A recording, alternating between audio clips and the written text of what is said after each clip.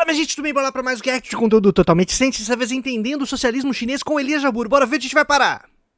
A China chega em 1949 como um país, se eu posso dizer, destruído, desorganizado, né? Quando há a Revolução Comunista, quando os comunistas assumem o poder. Então, é naquele território, né, destruído, atacado pelo imperialismo, que se ergue a experiência chinesa. E se ergue, assim como a experiência soviética, com a experiência da Rússia, das repúblicas que depois, enfim, formaram a União Soviética, uma experiência sob cerco. Desde o início, a China esteve cercada, sofreu um embargo terrível por parte, comandado, né, pelos Estados Unidos, no pós-guerra, enfim, na Guerra Fria, e cresceu sob esse terrível cerco. Exatamente. Toda a história da China, a história contemporânea da China, não pode ser entendida sem alusão, sem ter como referência esse cerco. As tentativas, a necessidade do salto tecnológico, do salto educacional, da industrialização, da modernização do país, foram feitas sempre sob cerco, sob ataque, em condições terríveis. Erros, abusos, caminhos que, enfim, não alcançaram o objetivo, aconteceram nessas circunstâncias também. Verdade. Buscando um paralelo, aí a pergunta, entre China, que é o objeto hoje da nossa conversa, e União Soviética, que cresceram nessa embora, enfim, cada um com a sua história, com as suas peculiaridades, da sua formação social, guardam, enfim, grandes similaridades com relação a esse contexto.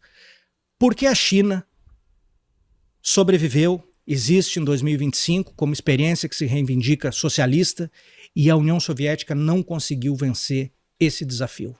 Antes tivemos o excelentíssimo Elias Jabbour respondendo finalmente a pergunta por que a China deu certo e a União Soviética não. Basicamente todo esse entorno, muito importante, não estou aqui menosprezando, apresentando o contexto histórico que muito provavelmente vocês não conhecem, mas antes do Elias Jabbour enfrentar essa questão, vamos fazer um breve comentário. Eu não sou especialista em economia chinesa. Comecei a realmente me preocupar e estudar as estratégias chinesas de desenvolvimento no ano passado. Então, eu estou aqui fazendo esse vídeo porque eu fui aguçado, incentivado, animado, inspirado, poder chegar a coçar por alguns temas que o Elias trouxe nesse papo. Então eu vou trabalhar de um ponto de vista bastante cuidadoso, respeitoso. Elias manja infinitamente mais, então a gente vai ter muito mais a aprender do que a agregar. Mas tem alguns pontos que eu gostaria ali de tentar algumas hipóteses. Então aqui vai ser um vídeo fazendo alguns comentários e hipóteses para a gente poder agregar de alguma maneira como formos capazes ao debate a respeito de China. Tudo bem? Meu nome é Bruno Requidal, se você não conhece, eu sou doutor em Economia Política Mundial, mestre em Filosofia, filósofo, formado em Teologia, que tenho trabalhado aí nos últimos anos essa articulação entre esses três campos, do campo da análise da religião, da filosofia e também da crítica da economia política. Então eu espero poder ajudar você que gosta também desse tipo de papo, desse tipo de debate, e seja muito bem-vindo, bem-vinda, bem-vindo ao nosso canalzinho. Não esquece de curtir esse vídeo, comentar, pegar já, espalhar a palavra por aí, dar uma olhadinha na descrição, porque lá tem a chave do Pix, porque vai que tá sobrando uma merreca aí. E você pode ajudar o meu trampo, e também considere ser membresia aqui do nosso canalzinho, porque temos conteúdos exclusivos semanalmente para você, além dos cursos que eu ofereço aqui na plataforma do YouTube. Beleza? Bora lá!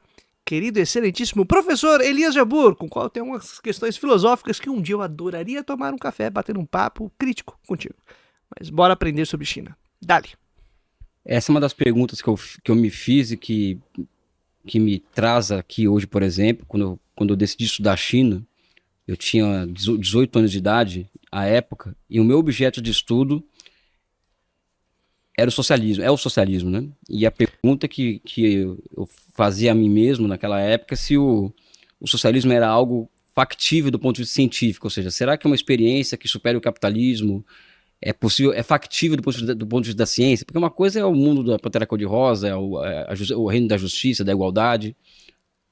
Outro ponto é saber se esse tipo de sociedade superior ao capitalista é possível, se a ciência assina embaixo de uma experiência dessa possibilidade. Então é uma pergunta que eu me faço até hoje.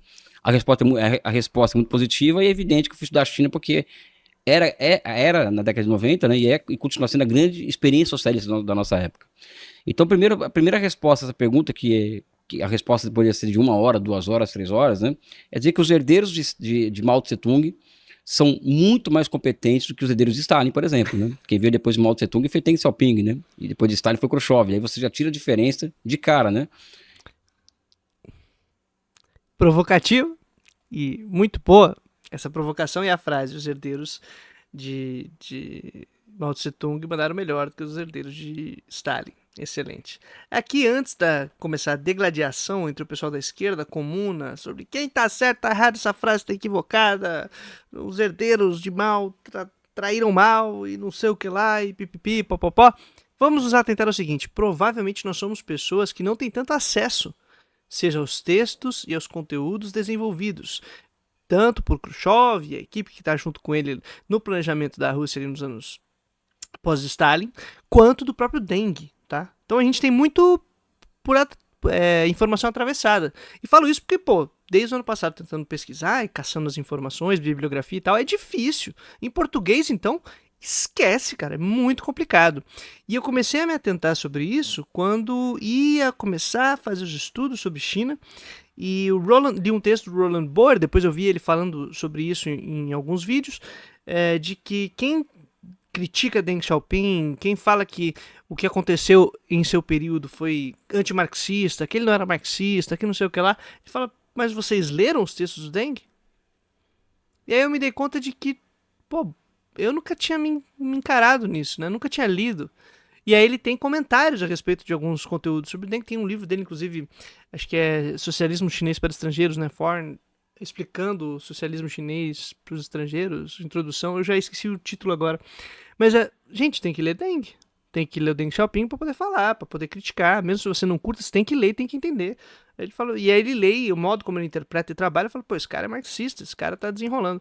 Então, antes da gente começar a se digladiar, vamos assumir as nossas ignorâncias. Claro, exceto se você é uma pessoa muito aplicada, que teve acesso à bibliografia e pode aqui trazer pra gente elementos fundamentais para o debate. Tranquilo, sem crise. Do contrário, sempre bom a gente começar, mesmo diante de provocações, ter certa paciência para ver se a gente tem estofo para segurar o BO durante uma análise efetiva de determinados processos históricos. Só uma dica.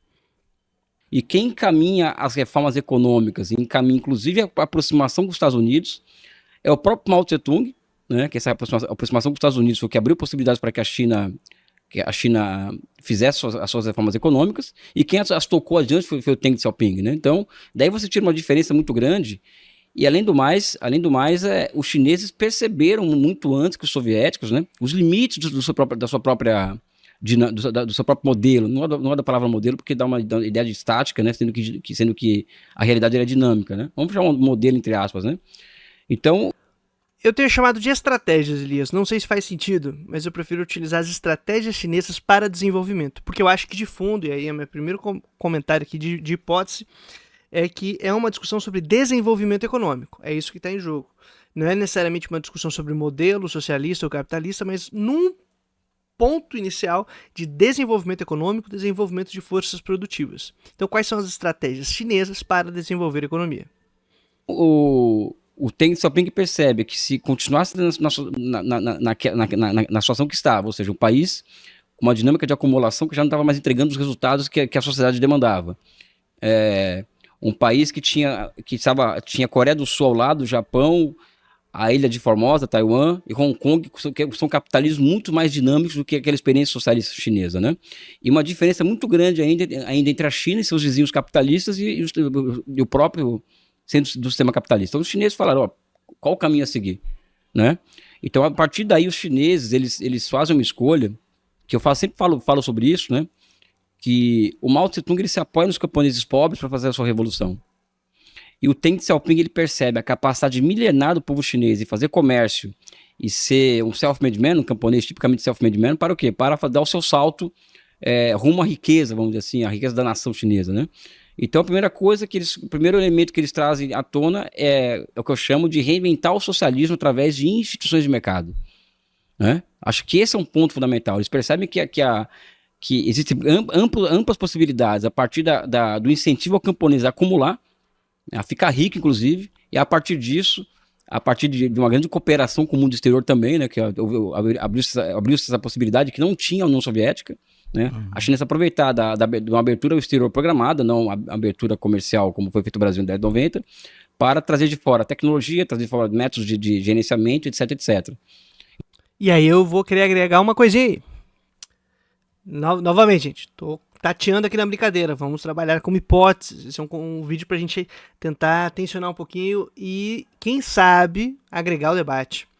Tô começando, tô engateando. Vou reforçar isso várias vezes, tá? Porque aqui eu não tô vaticinando que foi assim, pipipi, popopó. Posso, inclusive, estar falando algo muito básico que o pessoal riria da minha cara. Esse é o risco da internet, da gente se expor. E eu faço esses adendos e disclaimers, né, essas advertências, exatamente porque eu quero ter algum rigor aqui, algum cuidado com o tema. A gente não pode brincar disso. Mas vamos lá.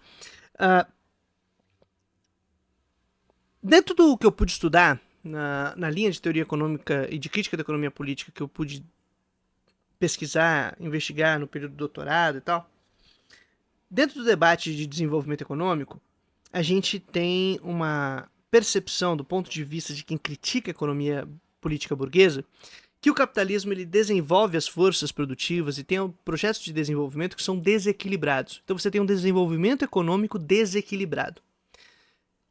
Do ponto de vista da crítica desse desequilíbrio, a solução é apresentar um equilíbrio. Então você vai procurar uma economia que seja equilibrada. Qual é o problema de um para o outro?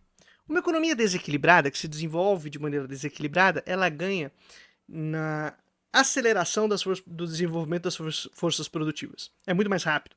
Você consegue desenvolver mais rápido. Você consegue inovar mais rápido. Com desequilíbrios. Do ponto de vista de uma economia equilibrada, o planejamento de um ciclo econômico mais equilibrado, você trava essa velocidade do desenvolvimento, de inovação. Tudo bem? E aí muitas vezes o pessoal que era de esquerda que queria criticar o capitalismo, pensava todos os seus projetos econômicos do ponto de vista do equilíbrio e descartava como alternativa um desenvolvimento econômico desequilibrado dentro de um projeto socialista. Isso é percebido na União Soviética e por isso há, e essa é um comentário aqui, uma alternativa das NEPs, né, que os programas para o desenvolvimento da União Soviética.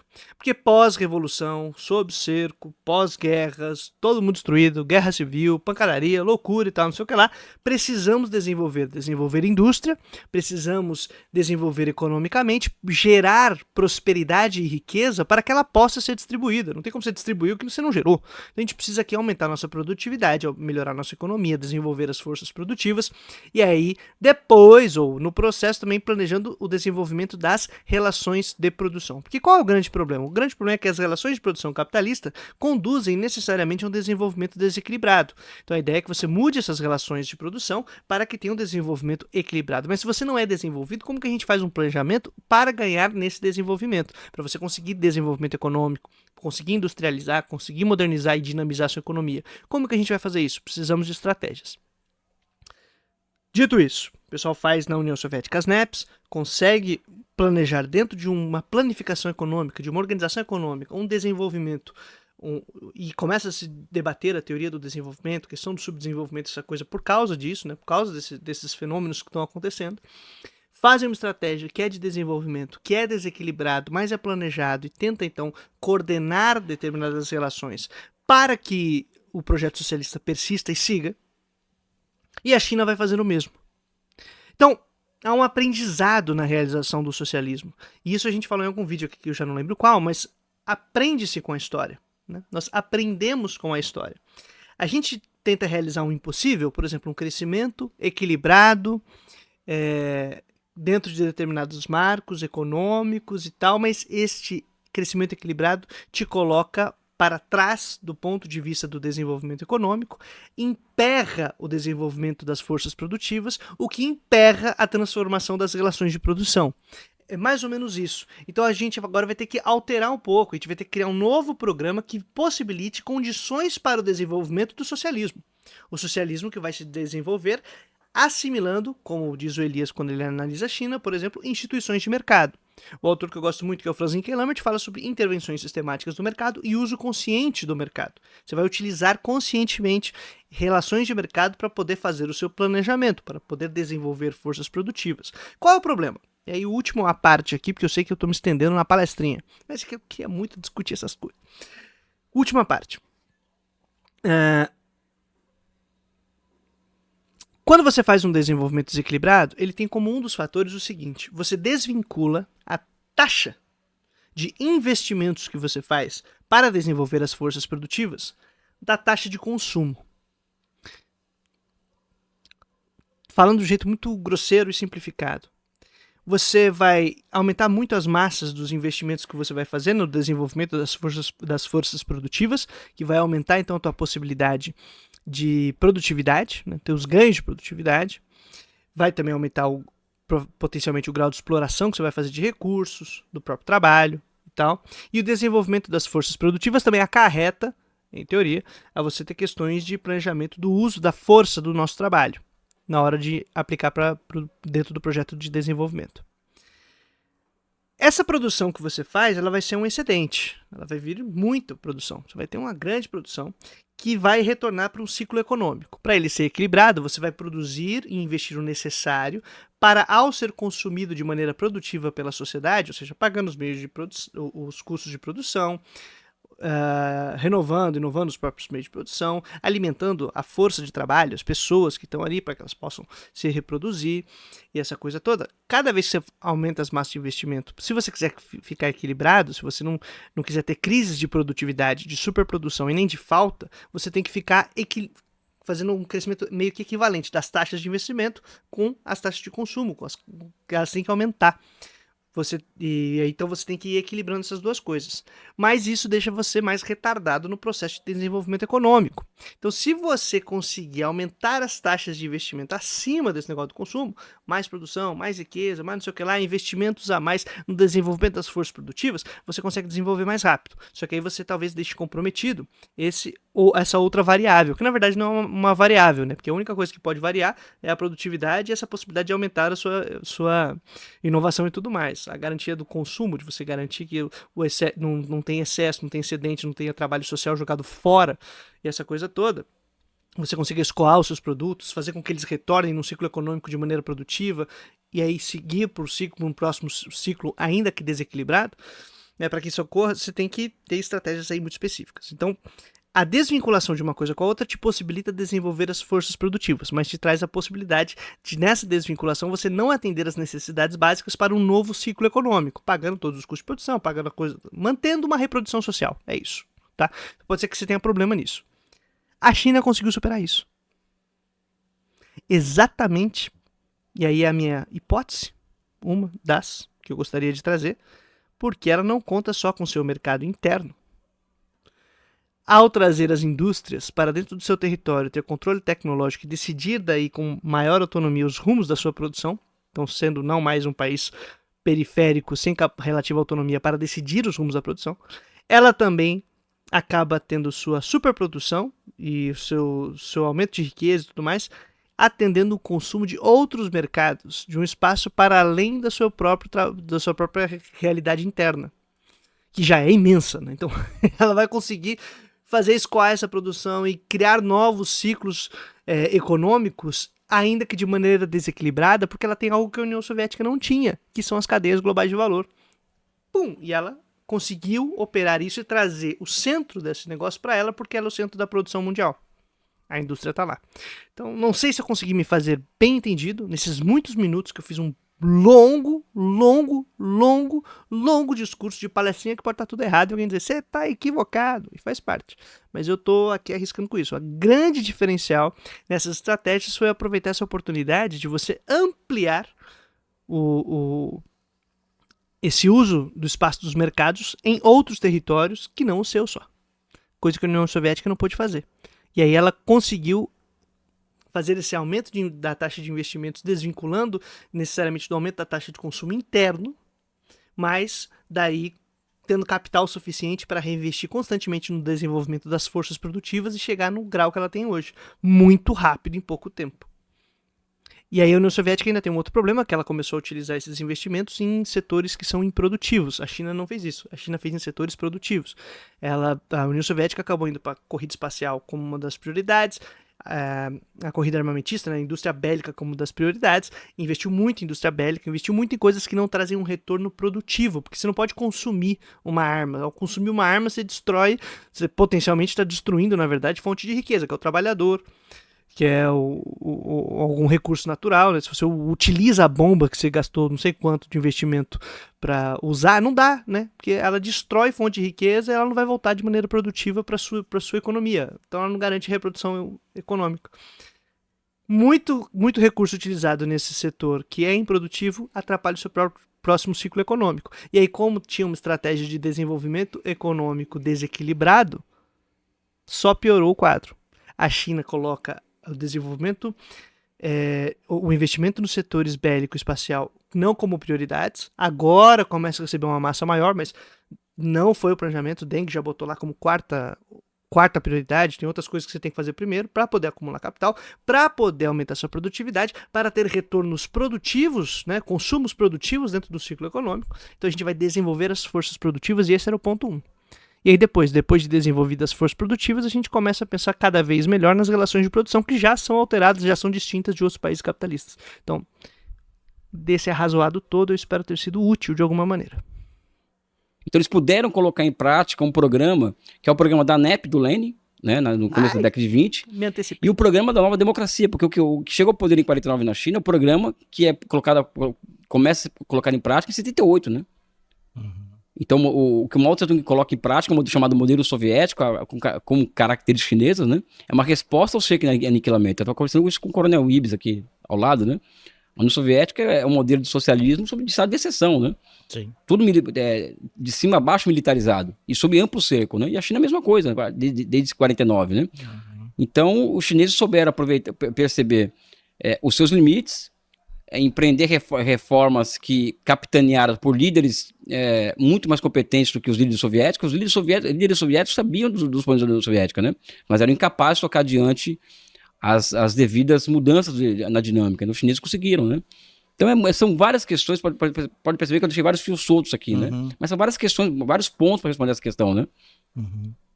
Como é que o socialismo, para a gente, enfim, começar essa conversa, que é algo que é sempre colocado, inclusive no campo da esquerda, né, pegar a esquerda brasileira, deixando de lado, evidentemente, uma visão purista, mas buscando uma visão científica, como você costuma dizer e gosta de dizer.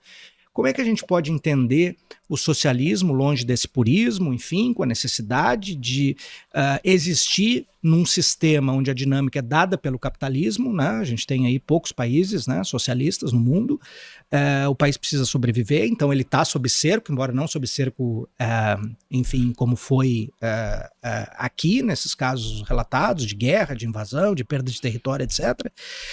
Mas como é que ele pode existir com esse avanço da propriedade privada e com bilionários?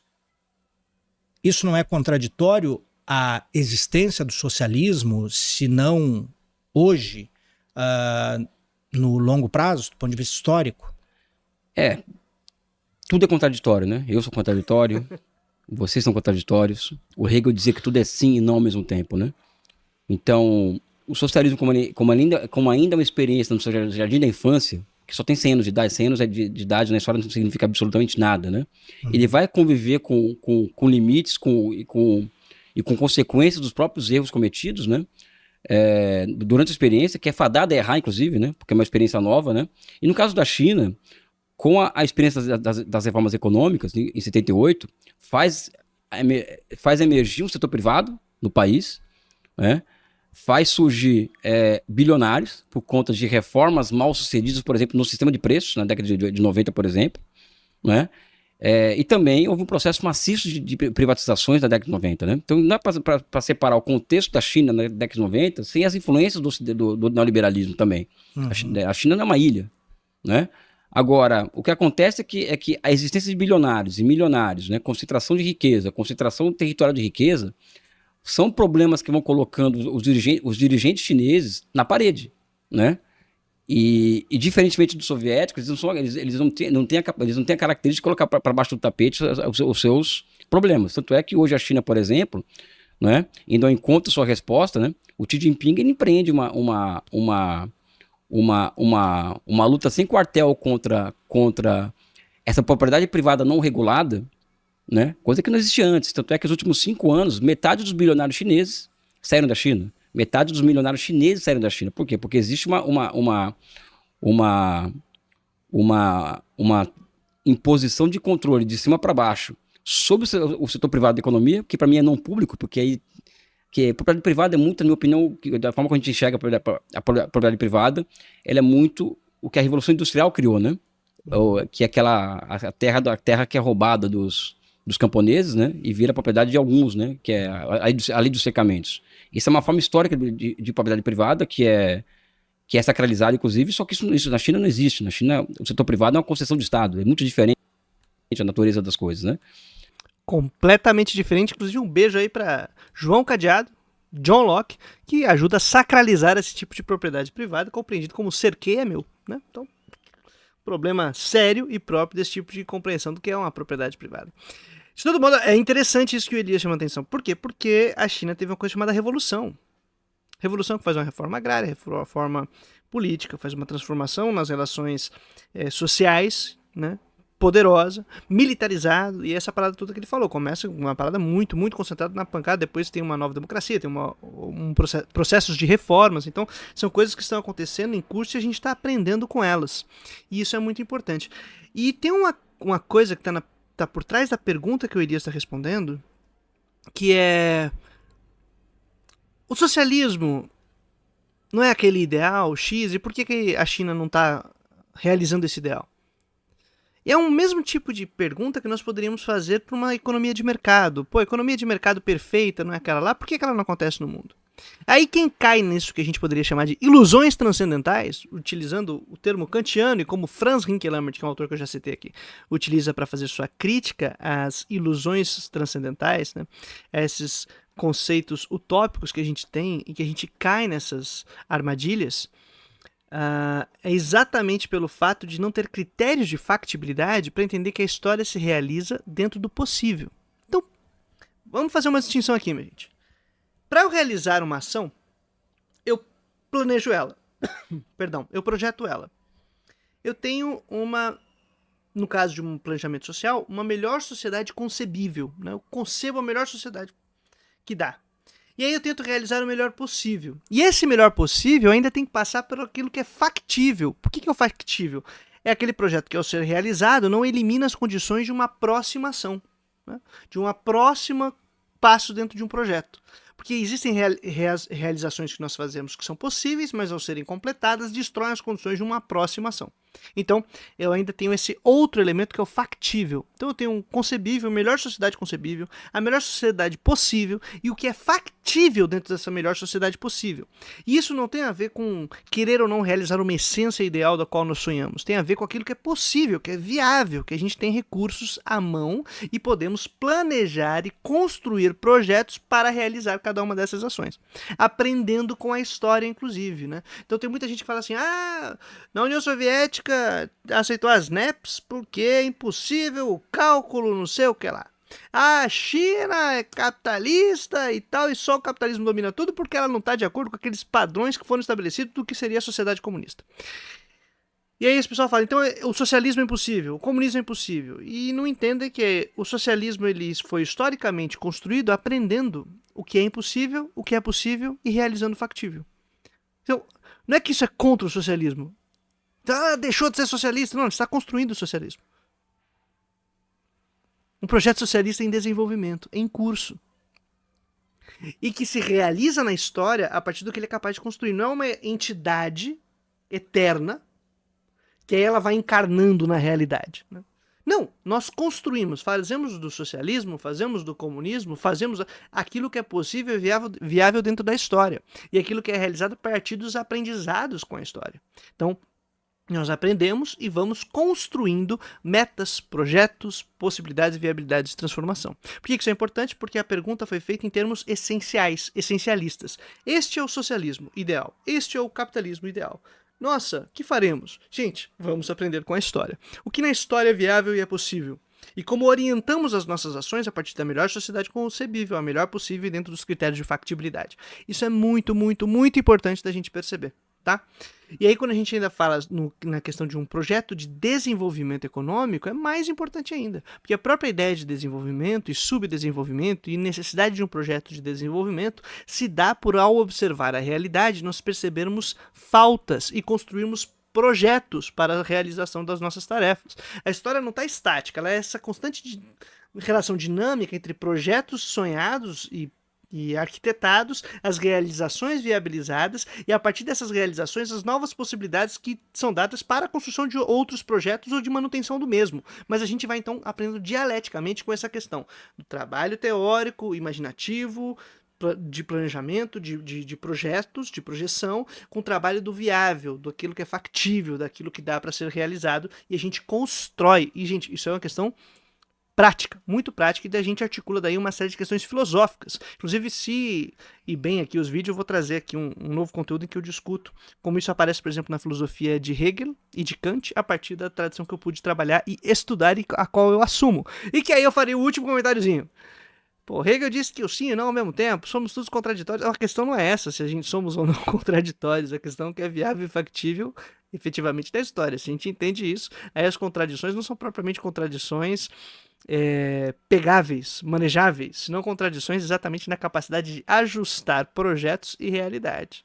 Aí que a gente vai entendendo as coisas, mas tudo bem, isso aí é um outro ponto, é só porque eu acho que Elias, e aí é o meu ponto, Elias não lê Hegel. Corte, frase forte. Lê mal, M-A-O, tá? Ele lê mal Hegel. Trocadilho e piadinha filosófica. Está atravessado por perceber como mal se apreende Hegel e trabalha sua teoria conceitual para analisar e desenvolver a concepção de comunismo na China, e como lê Marx a partir disso. Tal. Então é uma questão muito particular e interessantíssima. Todas as questões de quem lê Hegel ou Marx é particular, né? Mas tudo bem. Mas na minha percepção, toda vez que o Elias, eu já vi várias paradas que ele solta Hegel, na verdade ele tá soltando mal. Então ele lê mal Hegel. Hegel tá atravessado aí pela interpretação de mal. Mas eu posso estar muito equivocado também. Vai que é só aqui o minha...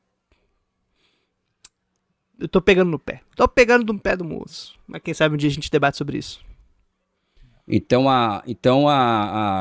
É um direito de exploração de uma atividade econômica. Então até que agora o Xi Jinping, quando percebe que a contradição principal da China deixa de ser a de uma sociedade que quer ir XYZ e as forças materiais de um lado, subdesenvolvidas, para outra que é uma sociedade que tem forças materiais desenvolvidas, depois de 40 anos de reforma, mas que ela criou um fosso social entre ricos e pobres que precisa ser enfrentada até por conta de legitimar o próprio regime, né? Então, existe uma tentativa hoje de enquadramento do setor privado da economia, não público, vamos falar, chamar de privado aqui da economia, e que tem gerado, por exemplo, essa onda de saída de bilionários do país, essa onda de milionários do país, e tem redundado também, por exemplo, um caso aqui, que a China enquadrou as suas big techs, que eram não públicas, ou privadas, não públicas, não somente enquadrou como a golden share dessas empresas, dessas big techs, é do Partido Comunista da China. Passou a ser de alguns anos para cá. Né? O que é Golden Share? Golden Share é aquela ação que você é 50+1, né? Esse mais um, por exemplo, é do Partido Comunista. Ok. Então, esse setor privado está cada vez mais controlado pelo Estado e pelo Partido Comunista. Hoje, por exemplo, qualquer empresa privada com 100 funcionários ou mais, ela tem que ter um CEO do Partido Comunista. Aí é uma intervenção direta e sistemática no mercado. O que eu acho interessantíssimo. Isso resolveu o problema do capitalismo? Não. Com certeza não. Mas veja que é uma solução interessante que a gente pode aprender com ela e com seus limites. Acho que esse é o ponto, minha gente. E vamos lá, rapidão. O Elias disse uma parada muito, muito interessante. Hoje, na fase que está a China, Xi Jinping já está trazendo aqui esse lance, né? Olha, a gente desenvolveu bem as forças produtivas, gente. Que os meios de produção aceleradíssimos, a gente está com uma indústria de ponta. Qual é o problema de você ter um excesso de desenvolvimento das forças produtivas? Diria Marx e Engels no Manifesto Comunista. se as relações de produção não acompanham essas transformações, o proletariado se levanta e arregaça. Você vai ter crises constantes no seu próprio modelo econômico, na sua própria aposta econômica. Esse é o negócio. Se pegar o manifesto, se pegar o Capital, você vai ver que a grande questão é buscar esse equilíbrio econômico para um desenvolvimento. E o comunismo seria uma economia que se desenvolve de uma maneira equilibrada.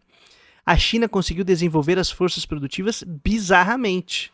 Mas aí você encontra problemas nas relações de produção.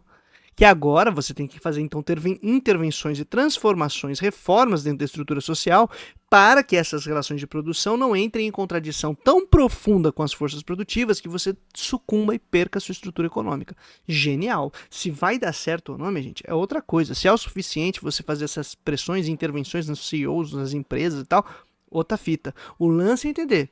Segue aqui um planejamento que entende Marx. Entende, gente. Isso aqui tá levando adiante um projeto socialista, de maneira científica. Então isso que o Elias chamou a atenção no começo, inclusive, falou, eu fui estudar a China para ver se cientificamente é válido e possível um tipo de desenvolvimento comunista, socialista e tal.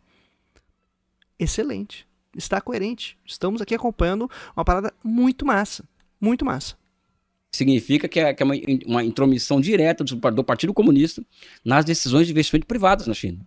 Então, o que existe hoje na China, existe essa contradição, que não é pequena, mas existe um avanço do setor público na economia sobre o setor privado.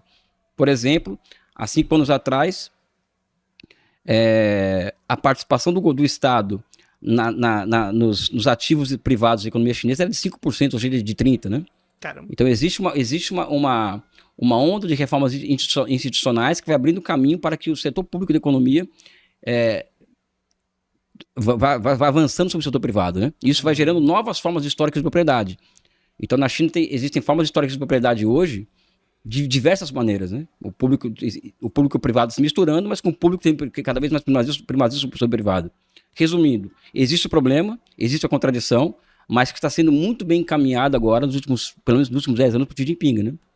Aliás, é muito interessante que eu tava Esse livro que foi publicado agora, recentemente, em português, do Xi Jinping, falando sobre a realidade chinesa, tal, o socialismo chinês, a final de 2023, cara, foi a primeira vez que eu vi esse livro em inglês. Que eu tava em outro país, um país do Oriente, estava no Governance and Economics Management School, na Malásia, e a gente foi numa biblioteca lá e foi o primeiro livrão que eu vi na minha cara, assim, era o do Xi Jinping, exatamente esse livro que acabou de ser traduzido para o português, acho que foi esse ano, final do ano passado.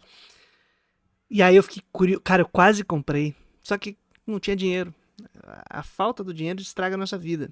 Mas eu queria muito ter acesso logo para esse texto, pra gente ler, porque eu tenho essa mesma parada aí de sensação do que o Elias está comentando, que é uma sacada brilhante de administração de um projeto.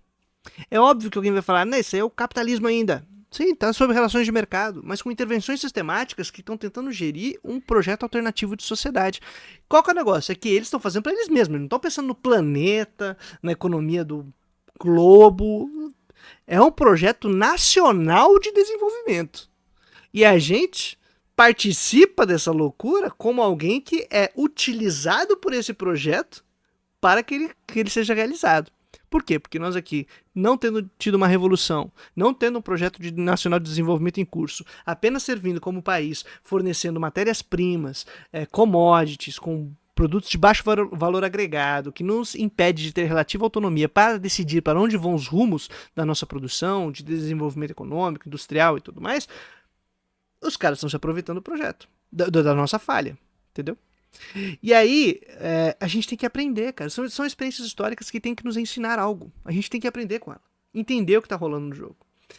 E, querendo ou não, por esse outro lado, esse novo tipo de projeto e maneira de administrar um projeto socialista e fazer com que ele permaneça, utilizando das condições viáveis, possíveis, factíveis, como eu acabei de comentar, abre horizontes de sonho, né? Abre possibilidades de perceber o mundo por outra perspectiva. Coisa que quem faz parte do mundo ocidental, em torno de, subjugado por um imperialismo decadente como o dos Estados Unidos, não consegue imaginar saídas para o futuro. Não consegue imaginar um projeto de desenvolvimento. Ai, que tristeza. Mas é isso, minha gente. Teve muito papo aqui. A gente tá indo para 40 minutos de vídeo. Eu acho que em breve eu vou voltar, porque, cara, tem muito conteúdo massa, tem muito mais papo nessa entrevista aí, que deve ser muito da hora pra gente continuar seguindo e discutindo, e eu espero ter contribuído de alguma maneira, tá? Porque eu não sei se eu consegui. Fiz muita palestrinha, pode ser que muita gente tá irritada, porque você fala demais. Sempre aparece alguém pra dizer. Você fala muito. Eu queria ouvir o professor. Aí você vai no vídeo da entrevista e ouve só ele falando. Aqui a gente tá conversando, pô. Aqui é um react. O nome é react. Porque o pessoal não quis usar reagindo ou reação. Aí deixaram react, que é a gente ouvir, reage ao que tá acontecendo. E no meu caso eu tento contribuir para a conversa. Porque talvez eu tenha alguma coisinha para contribuir. Pode ser que absolutamente nada. Mas tô tentando. E vou tentar melhorar. Perdão aí se eu deixei alguém chateado. Mas é a vida. De todo modo, gente, trazendo a boa nova todo dia útil. Até a vitória final. Valeu!